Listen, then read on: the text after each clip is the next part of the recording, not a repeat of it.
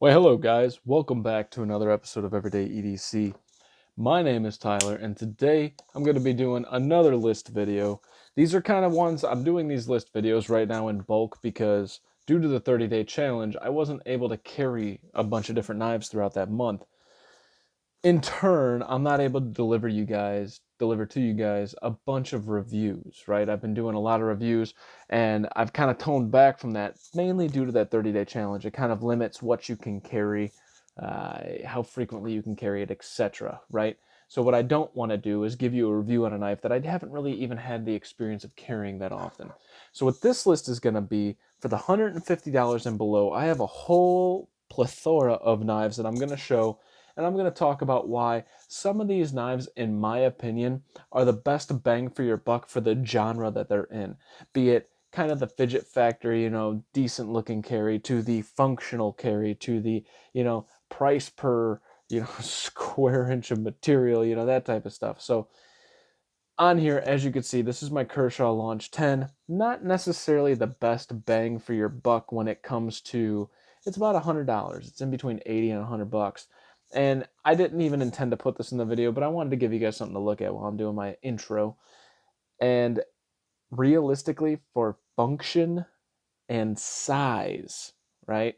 This is going to be the best bang for your buck for the price of like $90 or whatever this costs, in that range, 80 to 100. I think this is the best function that you're going to get for the size for that price, okay? So that's kind of what we're doing. We're kind of making up some of the genres as we go. But let us start off with some honorable mentions. This is the Kershaw Launch 1. In my opinion, of the full-size launch models, this is the best. I think the ergonomics on it are fantastic. This blade is so useful. Due to this handle curve, you really can't get any rolling cuts for like cooking and stuff, although the blade shape does lend itself to do some kind of roll. You can do it with the front, but you really can't get the belly on there. But overall, as a general use EDC for like a mid-sized knife to a large knife with an automatic, you don't beat this price. I want to say that you can find these, if you still can. I'm not sure if you still can or not, but you can find these anywhere from the range of $90 to $110. And for that, this thing is an absolute steal. You're not going to find a better automatic knife, in my opinion, within a good $50 to $60. This is coming in, I don't know, is this CPM or? Yeah, CPM 154. There's mixed feelings on the CPM versus just the 154 CM. Obviously, if you listen to some of the sharpening and whatnot, it doesn't take as good of a polished edge, but it's still a fantastic steel that was used by custom makers and still is on some really high dollar knives. So this is a fantastically balanced steel, and the action is fantastic, and it's just a really good looking knife. So for the price of 90 to 110 for an automatic, decently full size, without, the Boker, Kalashnikov, stupid bobby pin looking clip, it's just a really, really good knife. Super comfortable in hand. Another honorable mention that I have is the Artisan Cutlery Proponent in D2, G10. It's just this massive hunk of material all around. Relatively robust, although for its size, I mean, the tip does get pretty narrow there. The action on these bearings is stupid. You do have a flipper that works just fine. You have these oversized thumb studs that are hilarious. This knife is kind of that, in my opinion, sub $100 bang for your buck for just that behemoth of a knife, right? It really does a lot of things well, and if you're just going to consider it in the genre of behemoth knives, this thing takes the cake for the price. It is just ridiculous. I haven't found a knife that I like more than this within that size. Now, the Kaiser Sheepdog XL does come close, and I will do a battle. I prefer this, but the Kaiser Sheepdog XL is right there with this guy. This is the Artisan Cutlery Proponent. Again, I'm not recommending that this is the best bang for your buck all around. I'm saying for a behemoth knife, if you're looking for something that's just stupidly large, I think this is where that comes into play. D2 steel bearings, great action, really good look. Ergonomics are really, really good in my opinion. And function, it works great. I love cutting with this. All right, on to the real list here, guys. I'm going to start low and work my way up high, and then I'll get to the final knives, which kind of inspired this whole video. So first and foremost, for the $30 category, okay? It's in the $30 plus or minus category. One knife that I'm leaving out of here was the Honey Badger. I believe that came in around $30, and the QSP Penguin, but you'll kind of see why later on. But this is the Rat Model 1. Yes, tried and true. This is the AUS 8 version. AUS 8, whatever. It's, you know, like 8CR. You know, it is what it is. This blade is ultra slicey. This handle's stupid ergonomic. You can toss this thing across the room, and for function, there is no better knife for the price than the Rat when it comes to function. And it still reigns true after how many years of this knife being out. I'm talking about the AUS 8. I'm not even talking about the D2. You add 10 bucks and you get a massive performance benefit. Oh, man, just fantastic. Now, competing with this knife, in my opinion, for about $30 to $40 is your Feldspar. This is in D2 already. This isn't the AR RPM9 version. And this is in contoured scales with micarta. Now, the ergonomics are not as good as the Rat, but you're getting a little bit better action, a relatively robust blade. It's going to be a little bit more robust than the Rat, a little less slicey. The Rat's a full flat grind. This one's only a partial flat grind. But these two knives, in my opinion, for the $30 to $40 range, really take the cake as far as best bang for your buck. Now, keep in mind too, there's others that are going to fit into this category. These are what I have at my disposal. These are what I have on hand. And to be fair, I still would put these there if I had every other knife in the frickin' world. I mean, these two knives would be there. The Feldspar is a staple among every. I mean, when this thing came out, it was $30-some.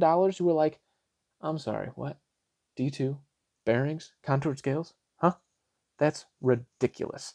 Yeah, it is ridiculous, and it is fantastic. Feldspar, absolutely fantastic knife. The Rat Model 1, absolutely fantastic. The Rat Model 2 is pretty damn good too, but if I had to choose, I'm going with the 1 every day of the week. Next on the list, we're kind of approaching the $70-ish category with this guy. This is the Best Tech Swordfish. Not only the Best Tech Swordfish, this is the Best Tech Swordfish in S35VN. Yeah, I said it. S35VN. I got this for like 70 bucks, I think. It was like a Knife Center exclusive. The action is stupid. The ergonomics are pretty damn neutral, but allows for a lot of different places. This blade isn't the most, it has a really thin blade stock to start with, and it's not the most slicey, but it's slicey enough for a lot of tasks, and you're getting this 4-inch blade on there. Did I mention these are contoured scales? Yep, they're contoured. It feels good in hand, but they're lightly contoured, so you still get that rectangular shape, so it's not going to spin on you, but it's going to feel really good in hand. The Best Tech Swordfish, especially in the S35VN version, yeah, you're not going to beat this for that price, with the exception of one that I don't have here, but I have had in the past and in hand. I'm not going to speak to knives that I've never felt before, by the way, as far as being on the list. I will say that I don't know of any knives that have even been out there that I haven't felt that I can even imagine being on this list. Although the SOG Terminus may, make the list if it wasn't for one massive flaw. This pocket clip sucks. It gets stuck in your jeans and it just royally pisses me off. But what should be on here, which is another knife I felt, the Civivi Pintail. The Civivi Pintail is fantastic. Go back and watch my review of it, I don't know, 8 months ago. It came out, and in my opinion, it came out in 2020. I don't know why the hell we're talking about it again in 2021 just because they're releasing new models. People didn't even know it existed. That's how poorly they pushed the knife. But it was S35VN, micarta scales, a flipper, thumb studs, bearings, just amazing, amazing knife. I believe it came with a pretty nice hollow grind, so it's going to be ultra slicey and that perfect size to fit in your pocket. So the Civivi Pintail, when it came out in 2020, I said should have been an Elementum killer. The problem was the Elementum had so much steam, they were already backing it up with some fixed blades, some button locks and whatnot, right? Which is fine. But I think the Elementum should completely go away and the Pintail should take over. That's how good that Pintail is. An absolute Elementum killer, in my opinion. But the Best Tech Swordfish, on the other side of being a very large knife, I think this knife's almost 9 inches long, is amazing. If you guys haven't felt the Swordfish and you find yourselves coming across that S35VN version, if you like, this is the only knife that is relatively narrow and kind of stabby looking by nature. Narrow, long blade shape, a little bit point on the end. This is the only knife that I have found that I like with this shape. I really don't like these long, stabbier looking knives. They don't speak to me as much. This one does. Love the Best Tech Swordfish. Absolutely fantastic. Next, we're kind of approaching the $100 category with this one right here. And there's several that I could have put on here, but I've been carrying this one a little bit since the 30-day challenge. Excuse me. I've been carrying this one a little bit since the 30-day challenge, and I just forgot how good this actually is. This is your Kershaw Bare Knuckle. Okay, now this is the 20 CV. That's why I'm putting it in the $100 range. It's the 20 CV blade, but I put it on some green scales, not by choice. It was like my black scales were messed up and had a lot of detent lash. This one, no detent lash, little bit, but nothing like the old one. And you know, we always complain about a really stiff flipper. It's not. It's just the way this design works. You're always going to be touching that frame. So you got to really get in there. And this isn't a frame. This is like a subframe lock, I think is what it's called. But the ergonomics of this are pretty damn good. It's a little narrow, but when you choke back a little bit, here you go. You got a lot of control. This blade is very slicey, and although it's this weird looking sheep's foot style blade, it is so damn functional. This blade shape is absolutely perfect. Yes, I said it. This is perfect. We always talk about the Spyderco Capara. We don't always talk about it, but you've heard it talked about. The Spyderco Capara is one of the best knives Spyderco ever made, right? The blade shape is so similar to this. I found so many knives with the blade shape similar to this, and for that reason alone, I just fell in love with the knife. And this is just, And one thing I did forget, this is what kind of set this over the edge for me. This knife is incredibly light for the length. If this is an aluminum handle, this is on bearings, their KVT ball bearing system. Again, 20 CV blade, decent pocket clip, and it does have a pocket kind of like for recess, but button head screws, not a big deal, is ambidextrous. The subframe lock, very, very, very badass knife for $100. Is there going to be other knives in this category? For sure. But when I think of it, and after carrying this for a couple days again, I remembered why this is in that category and that good. The Kershaw Bare Knuckle is that good and deserves to be in this category. And in my opinion, deserves to be my choice for around the $100 price point when it comes to flippers, non-automatics, etc., etc., etc. For probably one of the most functional, little bit fidget friendly, you just got to get used to it, one of the most functional, easy to carry, full-size blades in existence. This thing is phenomenal.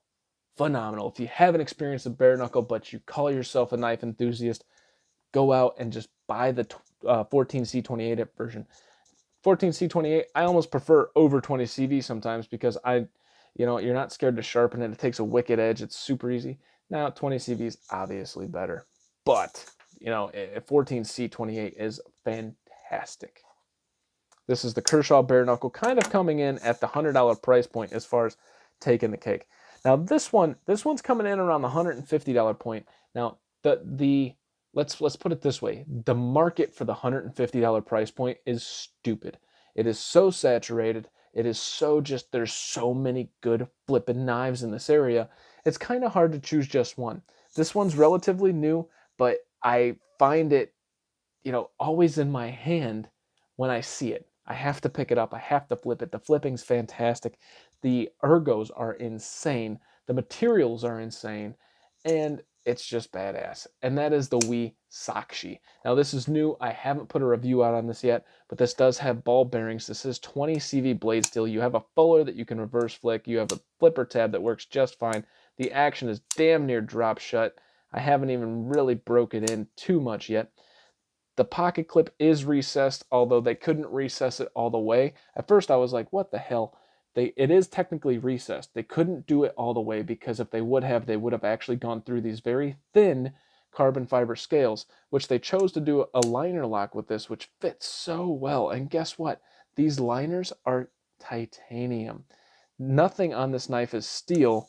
Let's see. Do I have my magnet? My magnet. I don't have my magnet. Little dabble, do you? So the pivot screw, that's steel. The blade, that's steel. Let's see here. The pocket clip, not steel. These little screws, not steel. The liners, not steel. This has very little amounts of steel on it.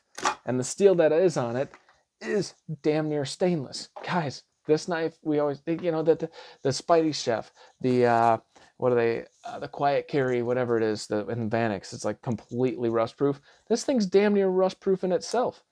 You have the pivot and the blade. That's basically all that is steel. I'm assuming the stop pin would be steel as well. This thing is amazing. Does it have an over travel? Not an over travel. Does it have a... I'm not... And this has a stainless steel insert, so that's probably another thing that's going to be steel. Or a hardened steel insert, rather. The Wisakshi, I mean, it's contoured, so it's that light contouring. I really love that light contouring. And what made me choose this is these looks. These looks are amazing. This black and blue looks so good. But the materials that you're getting, the action that you're getting, the absolute slicer of a blade. I didn't even talk about the main function of the knife. This thing's a wicked slicer, guys. Holy shit, this thing just completely... This is one of those everyday carry knives that probably will rule in that price point, at least in the top of the food chain when it comes to maybe the top 5 or 10. And that's saying a lot because that's a very saturated market there at $150. This knife is incredible. Next on the list, this is part of the reason I wanted to do this video, and I'm going to save the best for last in my opinion. Well, one of the best is the Hogue Sig K320 series. Yes, I have two. Like I said in another video, I got a really sweet deal on the Tonto. Okay, so rewind to one of my videos probably about a month ago. Somebody commented and said the Hogue is probably one of the best knives that they've felt. It is probably the best knife out there. Now, as far as being the best knife out there, that is a very arguable statement. Very controversial. I just don't know that anybody can ever say this is the best knife in existence, right? But this is really freaking good. Let me talk about these ergos first. When you're not choked up, the ergos are great. When you're choked up, they're great.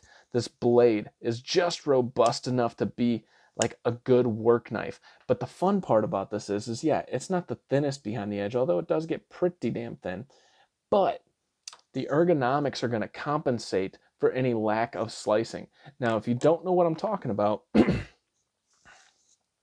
Jesus, excuse me. If you don't know what I'm talking about, go use a knife that has loaded hot spots, but the most slicey of blades, and put it through medium use tasks. You're not going to enjoy using it after a while. Just, it could be ripping through stuff, but you're still poking holes in your freaking hand with those hot spots. Well, when you switch to a knife that has great ergonomics, but medium sliceability, you're really gaining a huge benefit that you're going to notice over time. You can use this for an extremely long time and not get tired. Not to mention, this blade stock is still relatively thin. I don't know what it is, but looking at it, I would guess maybe, I don't know, 120 thousandths, maybe 130 thousandths. But this and the build quality is stupid. So for the price point of $120, guys, $120. Yeah, you might be saying, oh, it's FRN.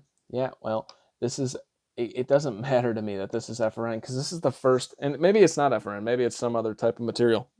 Excuse me.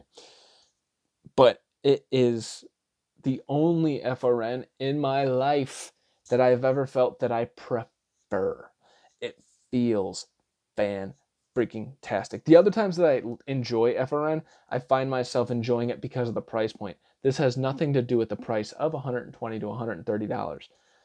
I just think it was a good choice. Why? Because it screams. This is probably the knife in my collection, or knives in my collection, that scream, just use me and abuse me. With my S30V blade, I can take it. And guess what? If you're bored, go ahead and flip me a couple times, because it's fun to play with, right? The only other knife for price versus functionality that screams use me is the Rats. The Rats have that price, that they're built like work knives. These things look like work knives, but they're a pleasure to carry. They're so damn good. You get an S30V, whatever this FRN is, their Able lock, or whatever Hogue's lock is. You get an opening hole, and there's two blade styles. Now there's I think they have aluminum versions that I actually have no interest in. I would love to feel them just because I love this knife so much, but this is probably the best knife for $120 for me.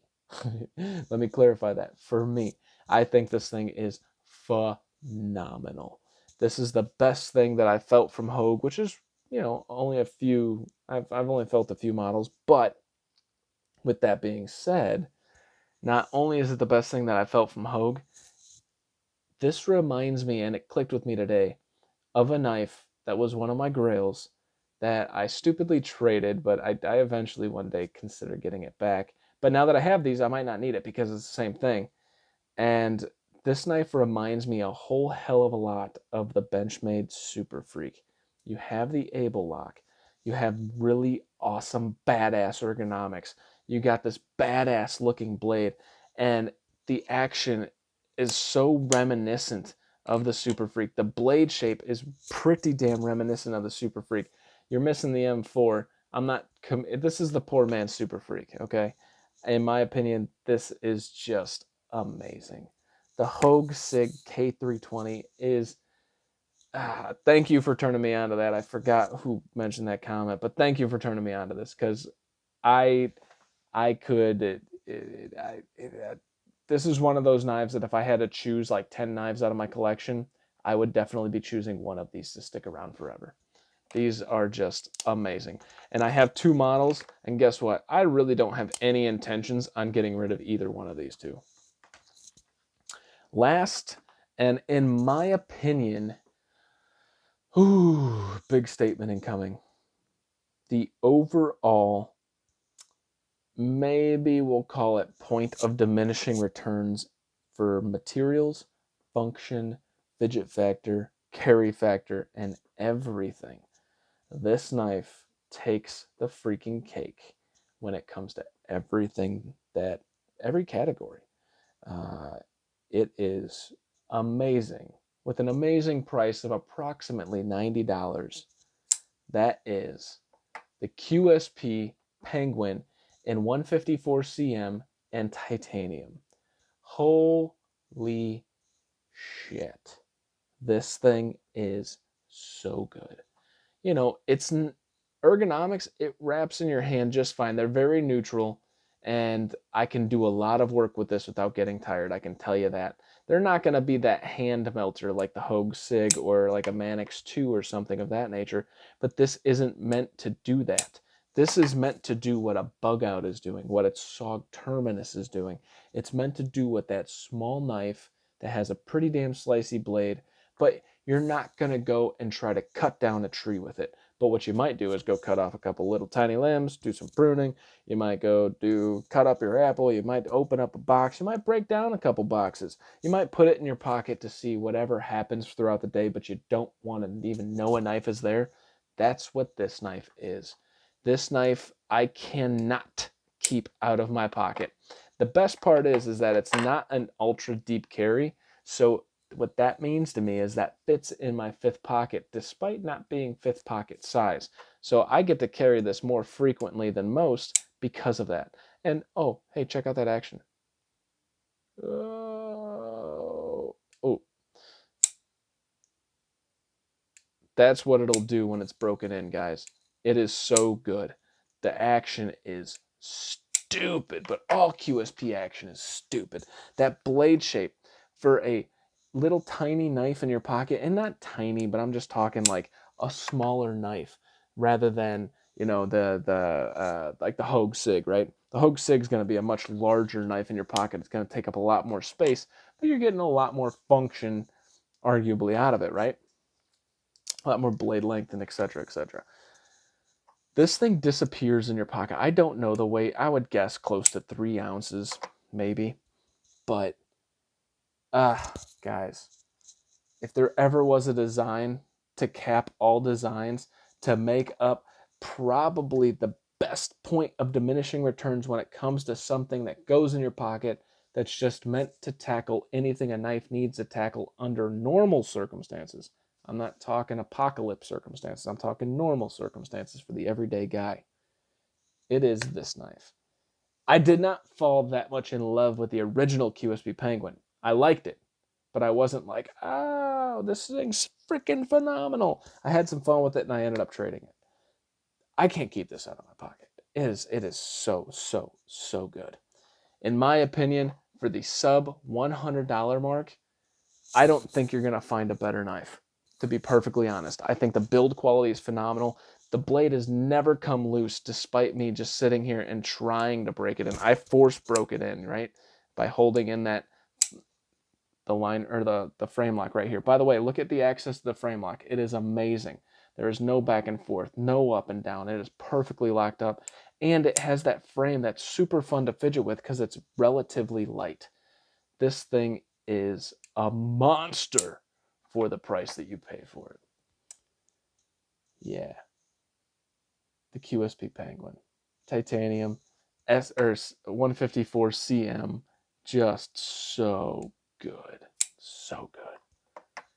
If I had to choose a knife under $100 to carry for the rest of my life, this would be it.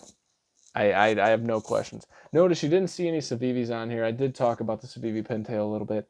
Civivi does really, really well. Their Civivi Brazen is probably, in my opinion, in the drop point version, if you can get the 14C, I think. If you can get the drop point in 14C, I don't remember if it was the drop point or the Tonto, but if you get that knife, that is probably the most knife bang for your buck for the price. That's coming in at like 50 or 60 bucks. That thing's ridiculous. This, it's a bug out killer. It's a terminus killer. It's a anything that's tiny killer in your pocket that functions as a mid-sized knife. Yeah, I'm done drooling over it. My name is Tyler. This is Everyday EDC. I hope you guys enjoyed the list of what I would consider some of the knives that are the best bang for your buck in their price range for different reasons and different qualities. Now, saying this is the best knife, this is the knife that's the best bang for your buck and the point of diminishing returns, that may be true. But with that being said, I don't think it's true anymore, because if you're comparing that, I think this takes it down all day. But I'm done with it. QSP Penguin, I think, is probably the best knife under $100. You can argue with it all day, but to me, this is my pick. You guys stay sharp, stay safe, and have a great freaking rest of your day. Thanks for watching, guys. Hey guys, thank you so much for watching. It genuinely means a lot. If you liked what you saw, please subscribe, hit the thumbs up, leave a comment. If you didn't like it, give me some feedback in the comments below and hit the thumbs down button. In case you guys don't know, I do have a Patreon, which will be listed right here. In that Patreon, we're giving bi-monthly giveaways to just the Patreons based on the number of Patreons that we have in the Patreon. We will also be giving discounts on all the knives that I sell based on the number of patrons. My name is Tyler. This is Everyday EDC. You guys stay sharp, stay safe, and have a great day.